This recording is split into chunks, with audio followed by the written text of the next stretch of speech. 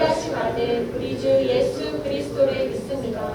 그는 성령으로 잉태되어 동정녀 마리아에게서 나시고 본디오 빌라도에게 고난을 받아 십자가에 못 박혀 죽으시고 장사된 지 사흘 만에 죽은 자 가운데서 다시 살아나셨으며 하늘에 오르시어 전능하신 아버지 하나님 우편에 앉아 계시다가 거기로부터 살아있는 자와 죽은 자를 심판하러 오시리라. 나는 성령을 믿으며 거룩한 공교회와 성도의 구제와 죄를 용서받는 것과 몸의 부활과 영생을 믿습니다. 아멘. 할렐루야. 오늘도 복된 주님의 날을 주신 하나님께 감사와 찬송과 영광을 돌려드립니다. 오늘도 예배 자리로 나오신 사랑하는 성도님들을 주님의 이름으로 환영하고 축복합니다.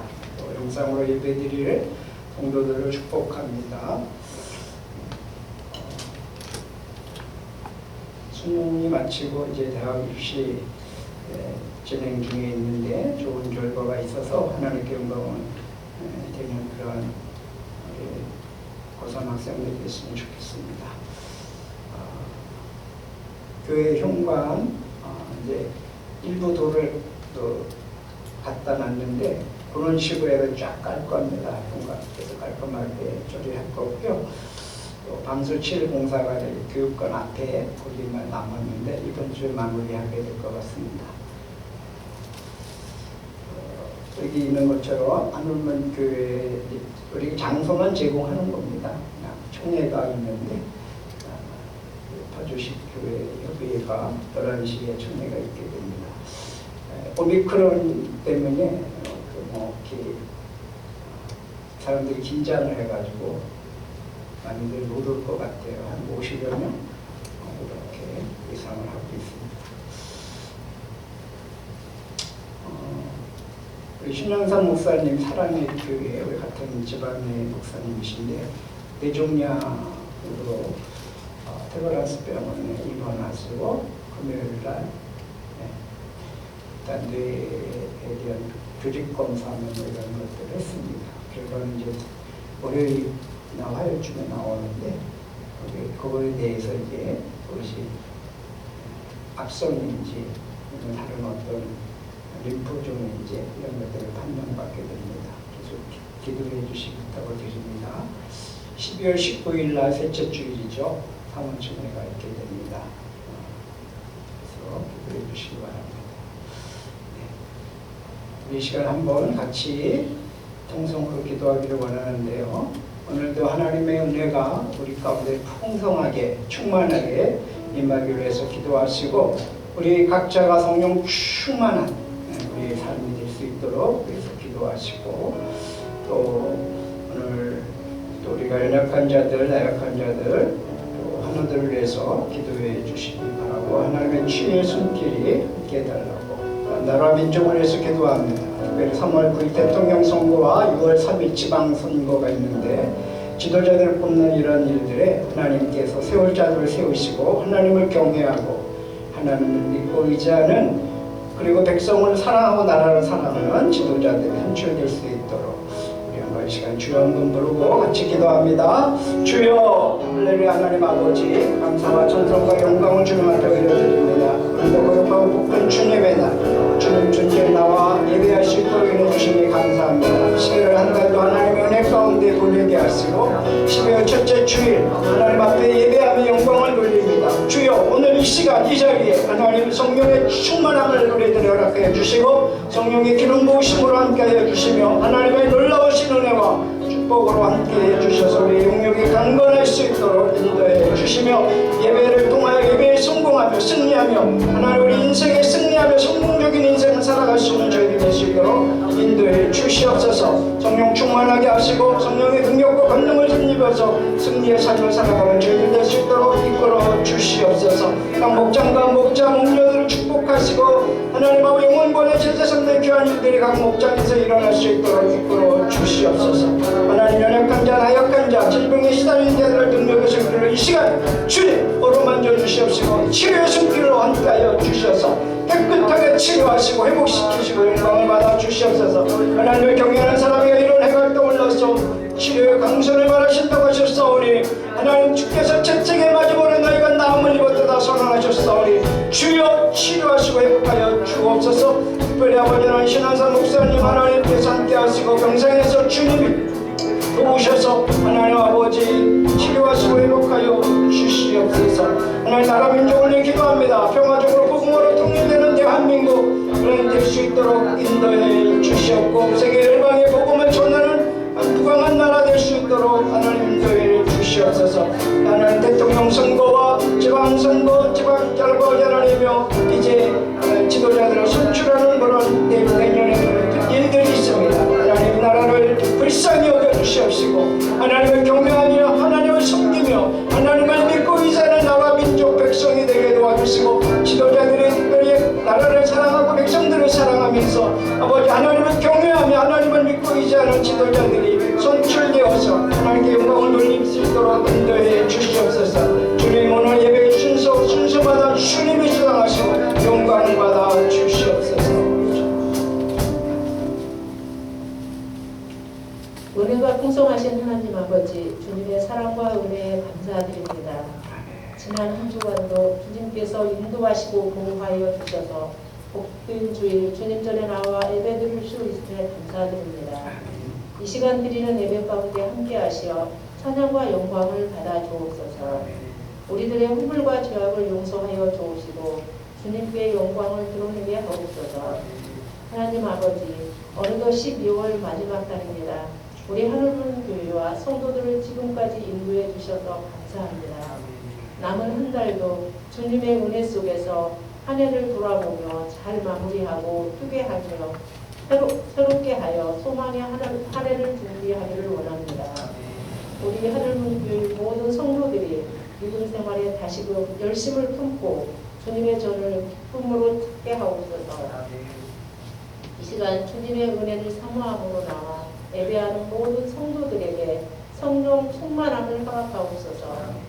주님의 은혜를 덧입혀 주옵시고 주님의 이름으로 악한 세상을 이기며 승리하는 저희들 되게 하옵소서.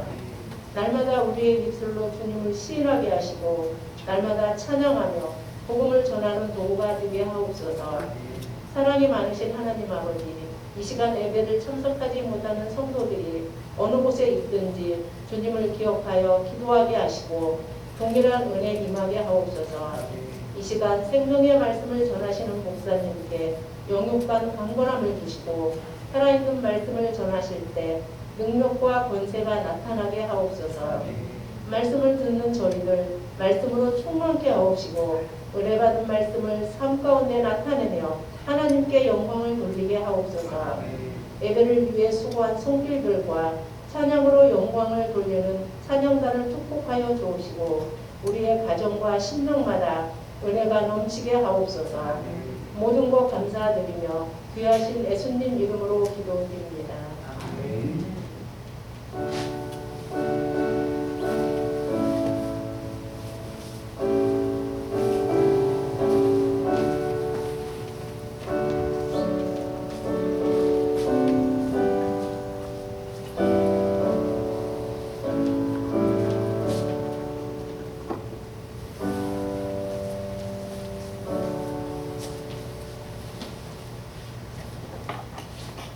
주님을 응원하겠습니다.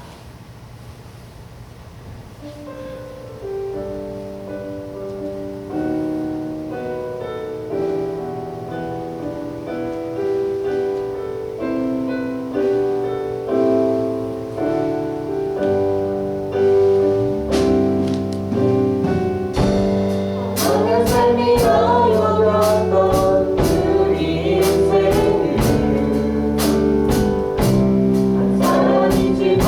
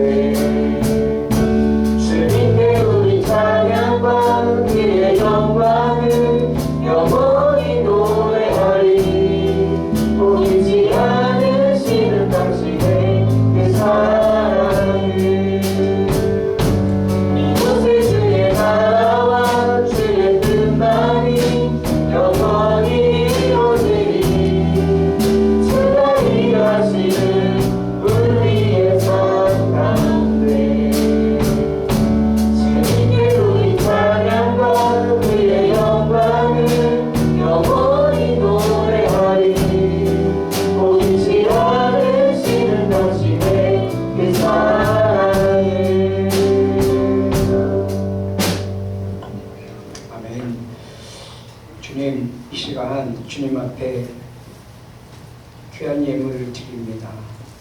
몸과 마음과 뜻과 정성을 담아서 드리는 이 예물을 향기로운 예물로 주님이 받으시고 하늘문을 활짝 여시사 하늘의 신령한 복과 땅의 기름진 복으로 넘쳐나게 하여 주시옵고 영역을 강건하게 하여 주시옵소서. 주님 앞에 이 시간 10배 1조를 드립니다. 하나님 열의 하나를 주님 앞에 드리지만 열의 아홉도 하나님의 것임을 고백하며 드리며 우리에게 영원한 생명을 주신 은혜에 감사하며 죄사함과 구원의 확신 주셔서 믿음으로 천국을 바라보며 살아갈 수 있는 그 은혜 주심에 감사하며 드립니다. 주님, 우리 전부를 드리는 마음으로 드렸사오니 주께서 받으시고 축복하여 주시되 기한절의 열매 떨어지는 일 없도록 도와주시고 황충을 제거해 주시는 불필요한 지출들을 막아주시고 들어가다 나가도 복의 근원으로 축복의 통로로 살아갈 수 있도록 복의 복을 더하여 주시옵소서. 주종 예물을 주님 앞에 올려드립니다. 일주일마다 한 번씩 주님 앞에 나올 때마다 귀한 예물을 드리오니 주께서 기뻐 받으시옵고 드려진 손길들을 일일이 기억하시고 동력을 강건하게 해주셔서 한 주 한 주 승리의 삶을 살아갈 수 있도록 인도하시고 주님이 임마누엘로 동행하여 주시옵소서. 목적 예물을 드립니다. 건축 예물, 차량 예물, 선교 예물 주님 앞에 드리오니 주께서 기뻐 받으시고 귀한 예물이 목적대로 사용되어질 때 주의 영광이 드러나게 하시고 드려진 손길들을 일일이 기억하시고 복의 복으로 더하여 주시옵소서. 감사의 예물을 주님 앞에 올려드립니다. 늘 웃는 가정 되게 하시니 감사합니다. 박종선 집사님, 늘 하나님의 은혜에 감사합니다. 김유서 수집사님, 범사에 감사합니다. 김목기 권사님, 범사에 감사드립니다. 이성근 권사님, 범사에 감사합니다. 전석기 목사님, 범사에 감사합니다. 이지혜 기쌤, 건강을 축복하여 주시고 강건하게 하옵소서. 김영민 집사님, 주님 은혜 감사합니다. 유명의 사모님, 숨쉬는 순간마다 동행해 주셔 지켜주시고 은혜 가운데 거하게 하시니 감사합니다. 이런 복된 그리스도의 가정이 되게 해주셔서 주님께 영광을 돌립니다. 이승열 집사님, 하나님을 나의 인생의 주인으로 삼고 믿음으로 살아갈 수 있도록 자녀 삼아주시니 감사합니다. 김은진 사모님, 주님 앞에 감사를 고백하며 신고 하나님 앞에 영광을 돌리는 귀한 손길도 축복하시고 범사에 감사하라. 이는 그리스도 예수 안에서 너희를 향하신 하나님의 뜻이라고 말씀하셔서 내가 하나님의 뜻 안에서 주님 믿음으로 고백하며 심었습니다. 평생 감사가 끊이지 않은 삶을 살게 하시고 감사권들이 차고 넘치는 삶을 살아갈 수 있도록 복의 복을 더하여 주시옵소서. 온라인으로 드려진 예물에도 주님이 축복하시고 복되게 하시고 또 하나님 지방에 내려가 있는 성도들을 지켜주시고 또 하나님 코로나로 인해서 집안에서 예배드리는 성도들을 축복하시고 복되게 하여 주셔서 하나님 한 주간도 주님 안에서 승리하며 살아갈 수 있도록 복의 복을 더하여 주옵소서. 예수 그리스도의 이름으로 축복하며 기도하옵나이다. 아멘. 말씀을 봅니다. 호세아 6장 1절에서 3절 말씀을 봅니다.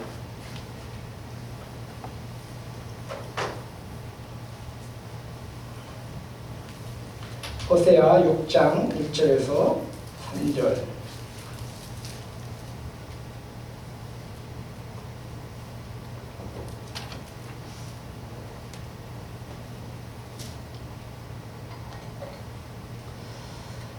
교독을 하겠습니다. 오라 우리가 여호와께로 돌아가자. 여호와께서 우리를 찢으셨으나 도로 낫게 하실 것이요 우리를 치셨으나 싸매어 주실 것이니라.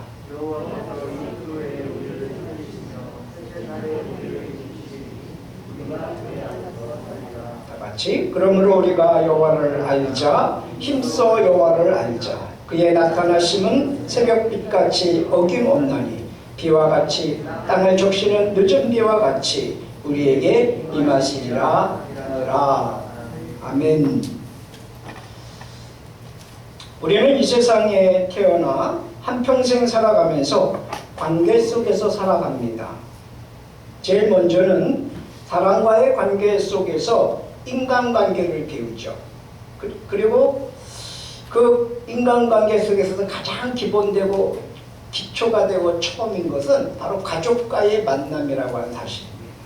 그래서 아이가 똥애하고 태어나면 엄마 품에 안기게 되고 아빠 품에 안기게 되고 그 다음에 또 형제 자매들을 만나게 되게 됩니다. 그러면서 이제 친척들을 알아가게 되고 그리고 이웃들과 친구들을 알아가게 되는 거죠. 학교를 가면 교우들을 만나게 되고 또 사회생활을 하면서 직장을 가면 직장 동료들을 만나게 되면서 점점 인간관계가 깊어지고 넓어지는 모습들을 보게 됩니다. 이것을 우리는 사회생활이다 이렇게 정의합니다. 그런가 하면 자연, 만물 속에서의 관계를 끊을 수가 없습니다. 우리는 이 땅에 살면서 사물을 보고 배워가면서 알아가면서 그러면서 세상이 이렇구나, 자연이 이렇구나 이런 것을 깨닫게 되고 지식을 습득하고 그것을 경험하면서 신비해합니다. 그렇죠? 그래서 날마다 새로운 것들을 경험합니다. 제가 이제 주로 보는 테마 기획 여행이라든지 걸어서 세계 속으로든지 또 하나가 있는데 그런 것들을 보면 세상에 있는 나라들 우리가 가보지 못하고 알지 못하는 미지 세계들 이런 것들을 어떤 사람들이 그걸 촬영을 해서 유튜브에 올립니다.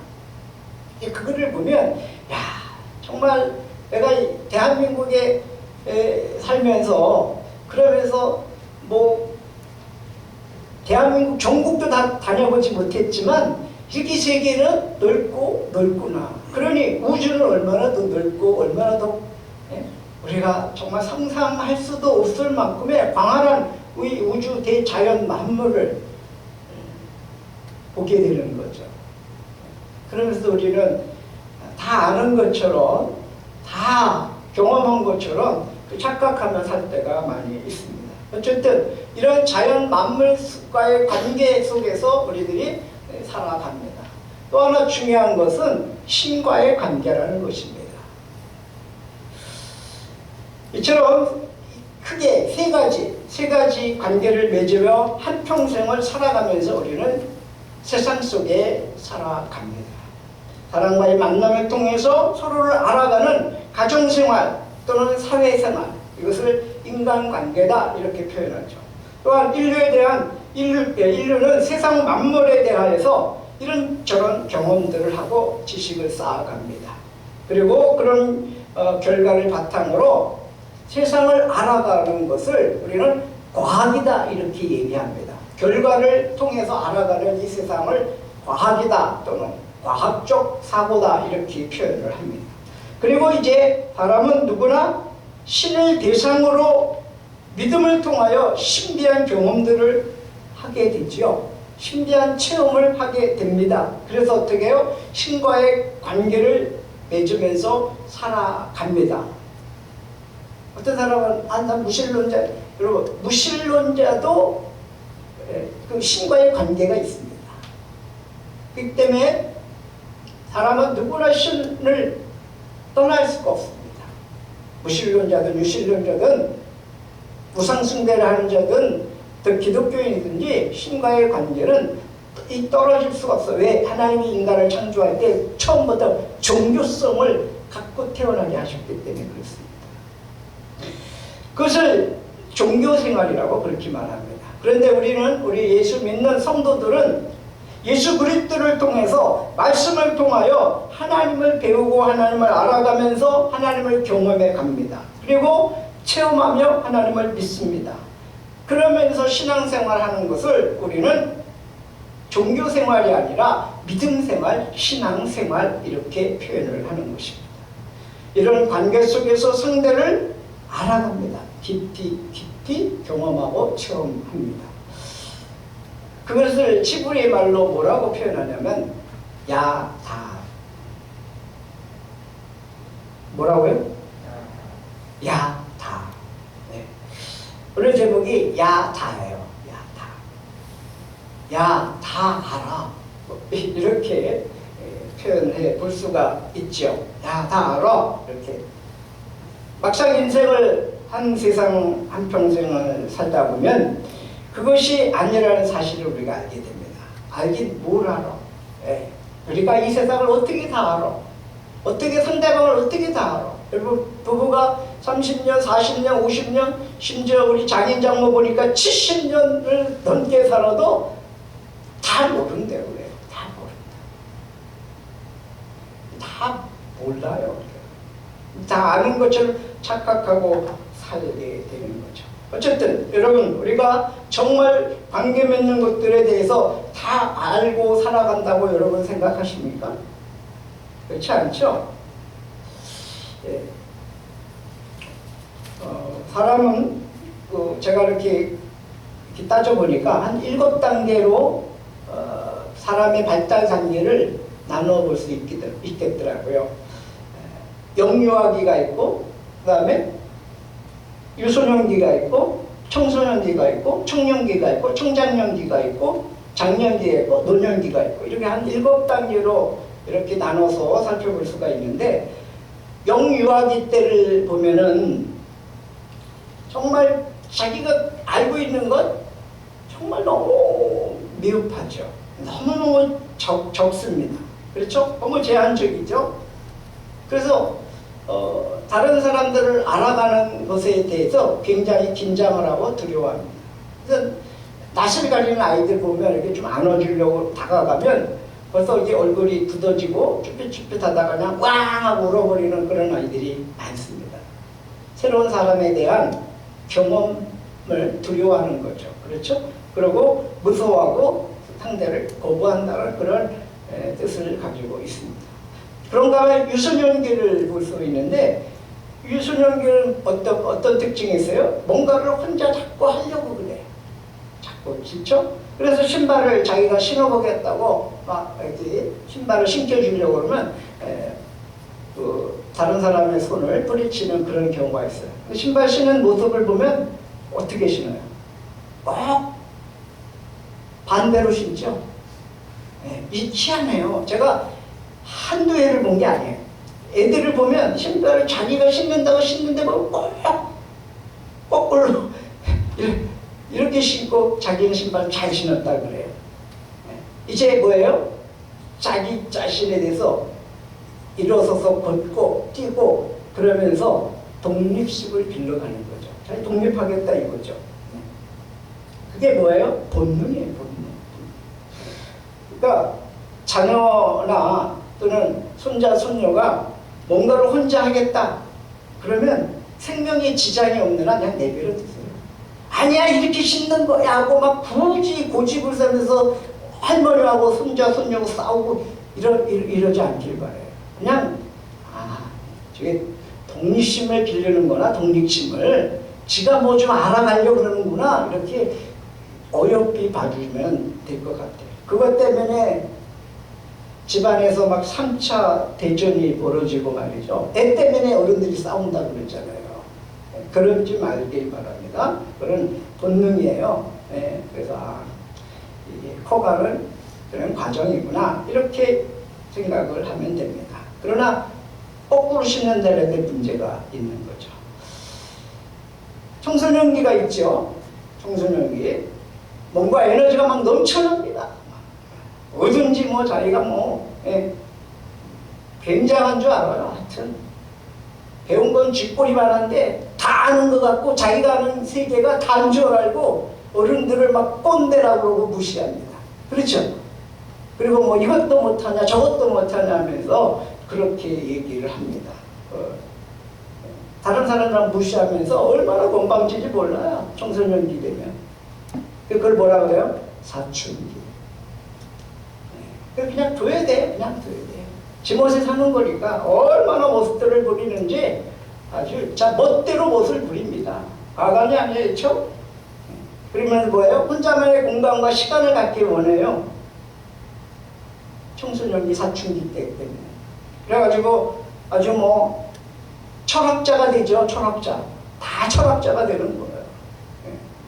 그러면서 뭐 굉장히 세상의 모든 고민은 자기가 혼자 다 짊어진 것 같고 그러면서 호기심이 발달하는데 이성에 대한 호기심들이 막 이제 발동하게 되죠. 그러면서 이제 서서히 알아가는 아주 무서운 시절입니다. 청소년기. 오죽하면은 청소년들 특별히 중2 때문에 김정은이가 남쪽으로 못 쳐들어온다는 말이 있을 정도로 이 청소년기는 굉장히 질풍노도 무서운 시기입니다. 그런데 청소년들은 이걸 잊으면 안 돼요. 여러분, 어른들은요, 청소년 시절을 지내왔습니다. 그렇지만 청소년들은 어른이 되지 않았거든요. 어른을 경험하지 못했어요. 그렇기 때문에 어른을 이해 못하는 거예요. 그러나 어른들은 청소년 시기를 거쳐왔기 때문에 제 사춘기구나. 저 지나가는 거야. 지나갈 때 잘 지나가도록 어른들이 도와주면 되는 거예요. 같이 싸워가지고 3차 대전을 일으켜가지고 상처 주고 상처받고 이럴 필요가 없는 거죠. 인간은 아주 교만이 하늘을 찌르죠. 자기 외에는 뭐 없어요. 이게 이제 청소년기이죠. 그리고 부모 말 안 듣죠. 어른 말 안 듣죠. 친구 말이 최고입니다. 친구 따라 강남 간다고. 이게 뭐예요? 음모란 개구리죠. 그런가 하면 이제 청년기가 있죠. 청년기. 청년기는 어떻습니까? 자기 인생에 대해서 가장 많이 고민을 합니다. 이제 청년이 되다 보니까 세상 고민 굉장히 많습니다. 혼자서 이거 다 짊어가야 되나 뭐 이런 거 하면서 미래에 대한 고민에 휩싸이고 취직 문제라든지 자기 어떤 진로에 대한 그런 고민들을 많이 하는 그런 시기가 바로 이 청년의 시기입니다. 그렇죠? 그런 다음에 청장년기가 있죠. 이 청장년기가 이제 자기가 알고 있는 것이 한계가 있으면 안 됩니다. 이게 내가 아주 많이 부족하구나. 이것을 이제 알게 되는 거죠. 그때 이제 소크라테스하고 만나는 그런 만남의 그런 기라고 볼 수 있습니다. 그런 다음에 이제 장년기가 있죠. 장년기는 어때요? 내가 더 배워야 되는구나. 인생이 뭔가 이제 조금 알 것 같아. 인생을 깨닫는 것 같아. 그렇죠? 인생은 작은 일들이구나. 이런 것들을 알면서 이제 좀 소리 없이 그런 것들을 외치게 되는 시기가 바로 장년기. 그러면 이제 마지막 뭐가 남았어요? 노년기가 남아요. 노년기는 뭐예요? 노년기는 말이 더 이상 필요 없는 시기입니다.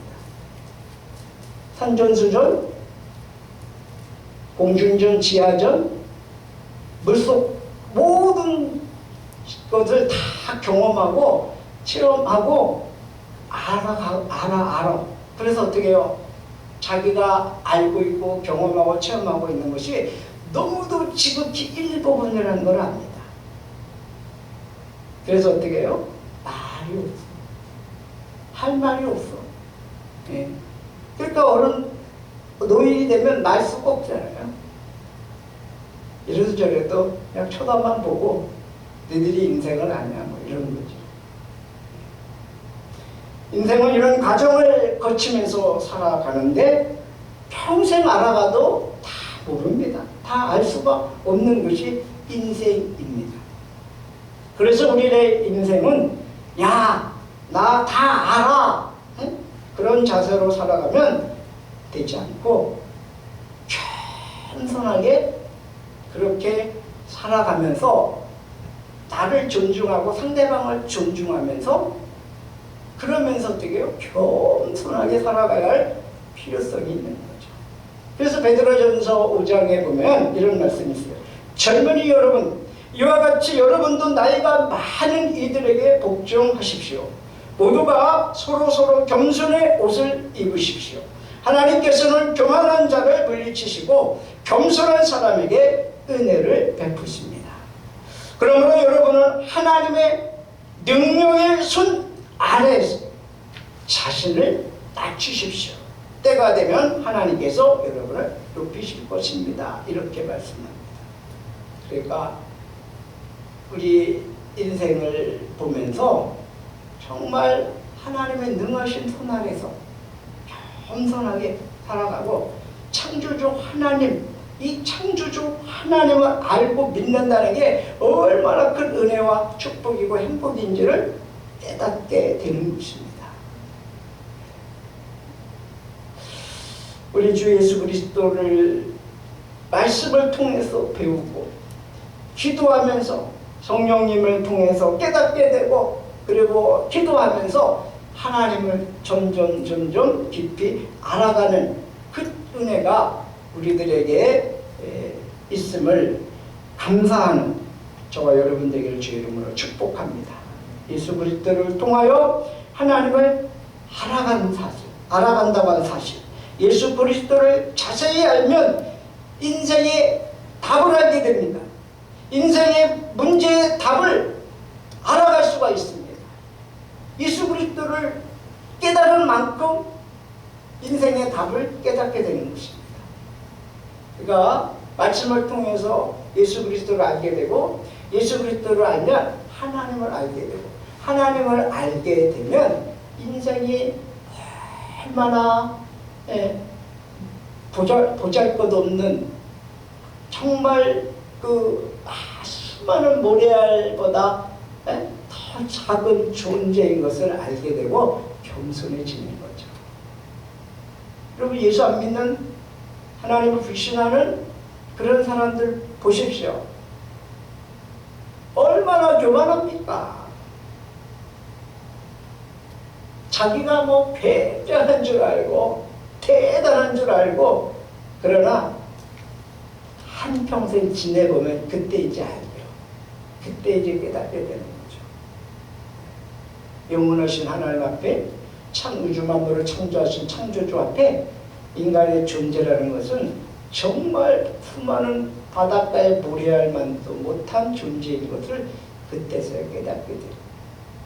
그런데 이제 그때 가서 깨닫고 하나님 앞에 돌아오면 되는데, 고집 때문에 이제 안 돌아오는 거죠. 자존심 때문에 안 돌아오는 거죠. 그러다가 멸망의 길을 가는 것입니다. 그럼 여러분, 우리가 이렇게 하나님을 알게 되고 하나님을 믿게 되고 하나님의 자녀가 됐다는 것은 엄청난 은혜요 은총인 줄 믿습니다. 여러분, 호세아가 활동할 당시 북이스라엘의 상황에 대해서 성경은 이렇게 말씀합니다. 열왕기하 14장 25절 27절 말씀에 보면, 이스라엘의 하나님 여호와께서 그의 종 가드 헤벨 아비떼의 아들 선지자 요나를 통하여 하신 말씀과 같이 여로보암이 이스라엘 영토를 회복하되 하맛 어귀로에서부터 아라바 바다까지 하였으니, 이는 여호와께서 이스라엘의 고난이 심하여 매인 자도 없고 노인 자도 없고 이스라엘을 도울 자도 없음을 보셨고, 여호와께서 또 이스라엘의 이름을 천하에서 없애하겠다고도 아니하셨으므로 요아스의 아들 여로보암의 손으로 구원하시렸더라, 이렇게 표현하고 있습니다. 호세아가 북이스라엘의 선지자로 활동할 당시에 북이스라엘을 다스렸던 왕이 여로보암 2세입니다. 1세 때는 솔로몬 때 갈라져 나온 북이스라엘의 첫 번째 왕이 여로보암 1세고요. 오늘 이 호세아에 나온 통해 그 시대의 사람은 여로보암 2세인 것입니다. 그가 북이스라엘을 다스릴 때 그 영토가 가장 넓게 뻗어나갔습니다. 그러니까 우리나라 광개토 대왕 연상을 하면 됩니다. 북이스라엘을 다스릴 그 영토가 그렇게 번창하고 번영했고, 여로보암 2세가 북이스라엘을 다스릴 때 북이스라엘의 그 어느 왕보다도 다스릴 때보다 푸강한 나라가 되었다는 것을 알 수가 있게 됩니다. 오늘 본문은 그런 시대적 상황 속에서 주어진 말씀이 되는 겁니다. 오라, 우리가 여호와께로 돌아가자. 여호와께서 우리를 찢으셨으나 도로 낫게 하실 것이요, 우리를 치셨으나 싸매어 주실 것이다, 이렇게 말씀합니다. 호세아 선지자는 이스라엘 백성들에게 하나님께로 돌아가자고 간절하게 호소하고 있습니다. 이 말씀은 지금 하나님의 백성 이스라엘 백성들이 하나님과 함께하고 있다는 거예요? 하나님을 떠나 있다는 거예요? 하나님을 멀리 떠나 있다는 거예요. 그러니까 하나님께 돌아가야 산다는 거예요. 하나님을 떠나서 번영하고 또 복을 받고 번성한들, 그것은 지푸라기 같은 거예요. 지푸라기. 불 한 번 땡기면 그냥 사라져버리는 지푸라기 같은 그런 거. 그렇기 때문에 하나님께 돌아가자. 하나님께 돌아가자. 그래야 하나님이 붙들어 주셔야 그 번성하는 것이 지속될 수 있다는 거죠. 우리는 이 사실을 통해서 영적인 선택과 세상의 축복은 반드시 일치하지 않는다는 것을 알 수가 있는 것입니다. 왜냐하면 이스라엘 백성들이 하나님을 멀리 떠나서 하나님과 아무 상관이 없는 모습으로 살아가고 있다고 하는 사실. 그런데 뭐예요? 하나님은 멀리 떠나 있는데 지금 나라가 어떻게 해요? 부강하고 있고 번성하고 있다고 하는 사실. 여기에 속으면 안 되는 거죠. 여기에서 착각을 하면 안 되는 거죠. 호세아서 4장에 보면 이런 북이스라엘의 모습을 이렇게 말씀합니다. 1절 2절에 이스라엘 자손들아 여호와의 말씀을 들으라. 여호와께서 이 땅 주민과 논쟁하시나니 이 땅에는 진실도 없고 인애도 없고 하나님을 아는 지식도 없고 오직 저주와 속임과 살인과 도둑질과 가는뿐이요 포악하여 피가 피를 뒤이었다라고 표현하고 있습니다.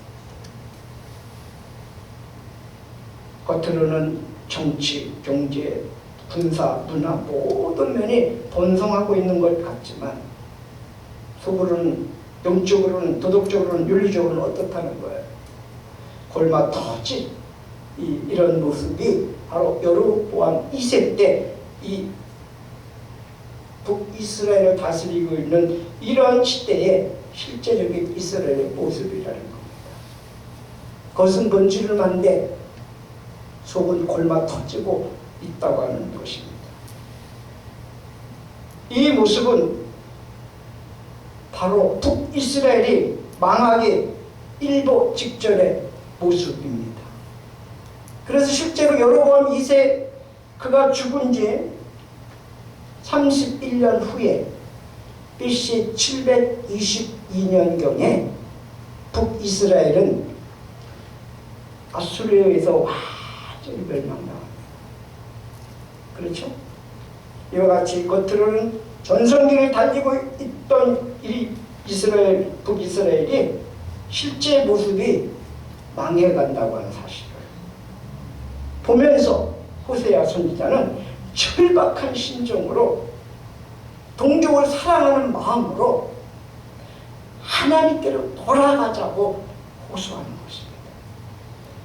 여러분, 이 북이스라엘의 그 여로보암 2세가 통치하고 있는 시대와 오늘날 우리 대한민국의 시대가 뭔가 비슷하지 않습니까? 5,000년의 과거의 역사 중에서 지금 우리가 살고 있는 이 시대가 가장 찬란하고 가장 번영하고 대한민국 이렇게 발전되고 번영된 적이 없습니다. 한국에서 히트치면 세계화가 되어버립니다. 하나님께서 대한민국 위상을 지금 최고로 높여주셨습니다. 옛날에는 한국, 대한민국 그러면 코리아 그러면 그게 어디 있어? 이랬습니다. 그런데 86 아시안게임, 87, 88 올림픽, 2002 월드컵 이런 것들을 통하면서 이제 대한민국을 모르는 사람들이 거의 없습니다. 지구촌에. 한국에서 히트치면 세계화가 되니까. 그리고 하여튼 우리나라에 또 노래 가수들 있잖아요. 나가면 그냥 옛날에 미국에 있는 이런 사람들이 와서 굉장히 한 것처럼 우리 한국 사람들이 그냥 어디를 가든지 지금 코리아 열풍, 한류 열풍이 굉장히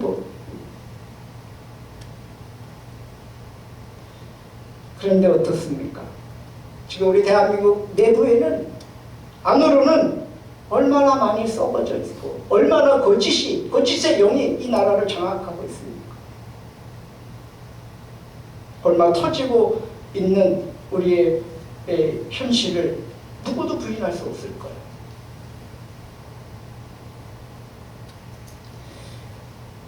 북이스라엘이 고작 31년 후에 아수르에서 완전히 망하고 말았습니다. 겉으로는 그렇게 초고속적으로 번영하고 번성하는 것 같았지만 반대로 속으로 영적으로 도덕적으로 윤리적으로 초고속으로 썩어 들어가고 있다고 하는 것입니다. 여러분 오늘날 교회가 교회답습니까? 예수님 말씀하셨죠? 소금이 마칠 일이면 밖에 버려져서 사람들 앞에 밟힐 뿐이다. 지금 한국 교회의 권위는 정말 너무 많이 실추되고 떨어졌습니다. 교회에 대한 많은 비난과 핍박 그리고 여러 가지의 그런 구설수에 오르내리고 있는 게 현 주소입니다. 교회가 그렇다면 사회는 볼 것도 없습니다. 음란과 사기와 거짓과 정상이 아닌 것이 정상인 것처럼 여겨지는 이런 시대가 되어버렸습니다. 옛날에는요, 조그만 도덕적으로 윤리적으로 흠이 있어도요, 부끄러워가지고 그냥 자기에서 내려옵니다. 안 가고. 근데 뭐 지금은 그런 게 없어요. 부끄러움도 없고 회개도 없고 그런 시대에 대한